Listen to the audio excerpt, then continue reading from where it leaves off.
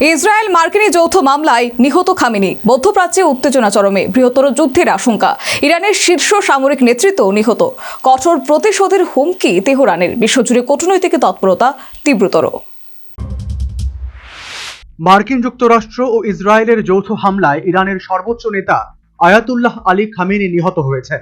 এমন খবরকে ঘিরে তীব্র অস্থিরতা তৈরি হয়েছে। তেহরানে তার সরকারি কম্পাউন্ড লক্ষ্য করে চালানো হামলায় তার মৃত্যু হয়েছে, সে খবর নিশ্চিত করেছে ইরানের একাধিক গণমাধ্যম। বিশ্বস্ত সূত্রে জানা গেছে, হামলায় ইরানের প্রতিরক্ষা মন্ত্রী, সশস্ত্র বাহিনীর প্রধান এবং ইসলামিক রেভলিউশনারি গার্ড কর্পসের কয়েকজন শীর্ষ কমান্ডারও নিহত হন।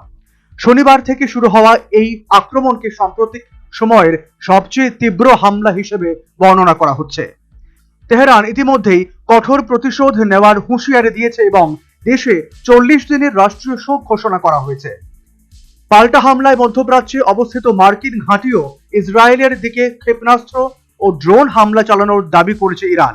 অপর একটি সূত্রে জানা গেছে, এই হামলায় অন্তত 201 জন নিহত এবং 747 জনের বেশি আহত হয়েছেন। পরিস্থিতি দ্রুত অবনতি হওয়ায় জাতিসংঘ জরুরি বৈঠক ডেকেছে বলে কূটনৈতিক মহল সূত্রে জানা গেছে। রাশিয়া এই হামলাকে নিষ্ঠুর হত্যাকাণ্ড বলে নিন্দা করেছে। খামেনির মৃত্যুর পর ইরানে অন্তর্বর্তীকালীন নেতৃত্ব কাউন্সিল গঠনের কথাও শোনা যাচ্ছে। সামগ্রিক পরিস্থিতিতে মধ্যপ্রাচ্যে বৃহৎ আকারের সংঘাতের আশঙ্কা তৈরি হয়েছে বলে কূটনৈতিক বিশেষজ্ঞদের অভিমত। Bureau report, news vanguard.